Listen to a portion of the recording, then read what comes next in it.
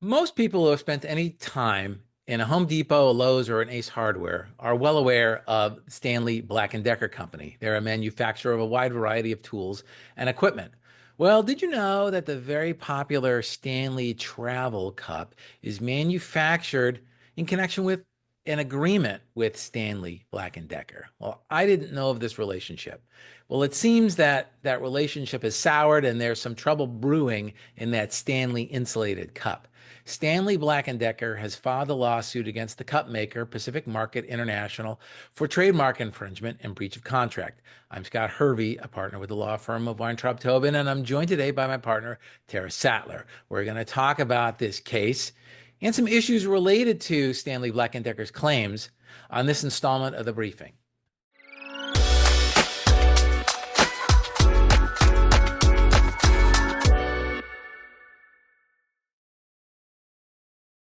Tara, welcome back to the briefing. Hi, Scott. Always great to be here. Yeah. Do you own a Stanley Cup? I do. I have one sitting right here on my desk out of screen. I have one as well. Okay. So that's why I kind of picked this case for us to talk about because I think everybody has a Stanley Cup. So let's set the stage here. So Stanley Black and Decker, let's just refer to them as Stanley. They were founded way back in 1843, and they built a solid reputation over nearly 2 centuries. They have a family of trademarks associated with Stanley, many of which have become incontestable. Now, Pacific Market International's predecessor, Aladdin Industries, started selling Stanley branded insulated containers in 1913 when William Stanley Jr. developed the revolutionary vacuum flask. The complaint alleges that beginning in 1966, Stanley and Aladdin entered into a series of agreements which sought to limit Aladdin's use of the Stanley trademark.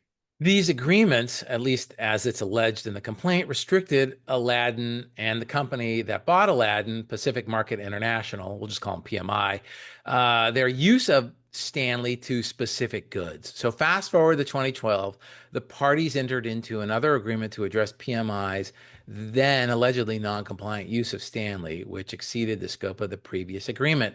This new agreement, according to the complaint, again further limited PMI's use of the mark to insulated food and beverage containers and placed requirements on how Aladdin and PMI could use the Stanley name in advertising and online. Okay, so then what triggered Stanley to file a complaint? Well, according to the complaint, PMI has been willfully and intentionally disregarding the 2012 agreement. Specifically, Stanley accused PMI of dropping PMI in its company name, that it changed its company name to just Stanley. Stanley also says PMI expanded its product offerings beyond food and beverage containers to include items such as apparel. The 2012 agreement expressly limits PMI's use of Stanley solely to use as a trademark to promote and sell insulated and non-insulated containers for food or beverages and carrying cases for transporting the same. Right, that's what the complaint says. And the complaint also accuses PMI of using the domain name www.stanley1913.com without prominently displaying PMI, and also failing to include PMI prominently in advertising materials and on products, including point of sale displays. So it sounds like Stanley Black and Decker is claiming PMI essentially tried to rebrand themselves as just Stanley in order to capitalize on the brand recognition. Exactly. That's what the complaint essentially says. And that lines up with the allegations that PMI stopped including PMI in its company name and changed its name to just Stanley. The complaint also goes on to say that PMI's actions have caused negative press associating Stanley with things like lead poisoning and burn hazards and a recall of 2.6 million travel mugs. Right. So let's break down the specific allegations. So Stanley Black and Decker is claiming that PMI breached the 2012 agreement by using Stanley as a company name, violated restrictions on advertising and product marketing, expanded product offerings beyond food and beverage containers, as was restricted in the 2012 agreement, failed to properly identify itself as PMI in advertising and in press releases, and used social media in a way that infringes on Stanley's trademark rights. So, the legal claims brought by Stanley based on PMI's actions are breach of contract, alleging PMI violated the 2012 agreement, unfair competition, claiming PMI's actions create confusion among consumers, trademark infringement, asserting PMI is using the Stanley trademark without authorization, and for Connecticut common law claims. So for trademark infringement and unfair competition under state law in Connecticut. Right. And this is the relief that Stanley is seeking. So they want PMI to stop using Stanley in ways that violate the 2012 agreement or infringe on their trademarks. They want a court order for PMI to comply with the 2012 agreement. They want a court order requiring PMI to issue statements clarifying the relationship between the two companies. And they want damages, including actual enhanced and punitive damages, as well as attorney's fees. So then this seems pretty straightforward, doesn't it? It does, but we all know that disputes are never straightforward and companies only present one side of the story. So let me break it down. It appears that PMI actually owns a number of federally registered trademarks that incorporate Stanley. This includes the mark Stanley and Stanley since 1913 with the winged bear logo for insulated food and beverage containers, both of which have been registered since 2014 and 2020, respectively.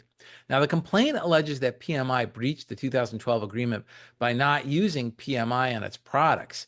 PMI contends that Stanley is overreaching and trying to prevent PMI from using its registered and incontestable trademarks. The complaint didn't include a copy of the 2012 agreement, so it is tough to assess the breach of contract claims. But Scott, what are your thoughts on the trademark claims? Well, it's interesting, right? So Stanley owns a number of trademarks as well, but they're all related to tools and building type products. I didn't see any trademarks covering goods that are related to food or beverage containers.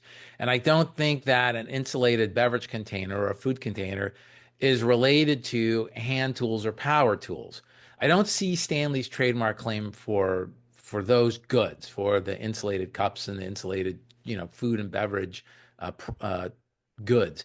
However, Stanley does own a trademark for Stanley covering work clothing. So PMI's use of its mark Stanley for clothing could potentially be problematic. In a press release, PMI said the companies have distinct market positions, customer segments, and marketing approaches.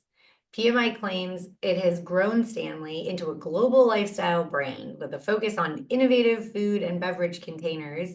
And in contrast, Stanley holds itself out as a global provider of hand tools, power tools, outdoor products, and related accessories, according to its annual report filed with the SEC. So PMI claims the differences between these two companies and their brands is pretty stark. Right. And I guess we're gonna, I mean, PMI said that it will vigorously defend the suit. It's yet to file an answer. So this probably isn't the last that we are going to hear about this dispute. I mean, PMI, the manufacturer of the Stanley insulated mugs and other products, they've kind of built their brand like Yeti as a kind of a outdoor lifestyle brand, or at least a lifestyle brand. So they've got a lot to protect.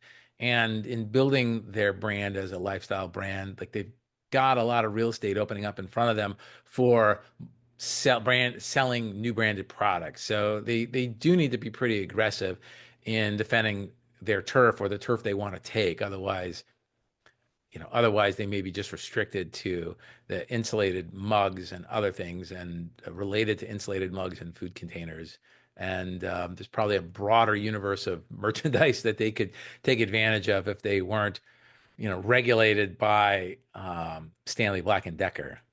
Yeah, and I wonder when they entered into this 2012 agreement if they even thought that this potential real estate in front of them was something that they may be interested in. Maybe they didn't. And now here we are trying to deal with two different companies in the same name.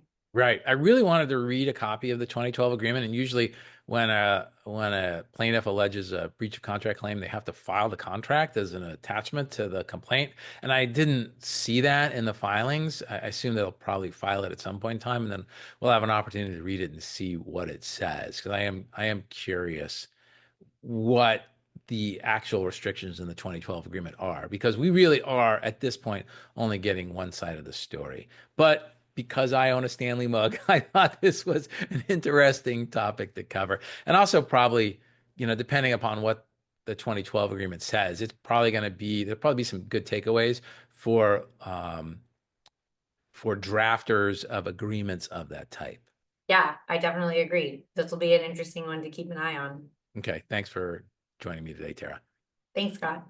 Thanks for listening to this episode of The Briefing. We hope you enjoyed this episode. If you did, please remember to subscribe, leave us a review, and share this episode with your friends and colleagues. And if you have any questions about the topics we covered today, please leave us a comment.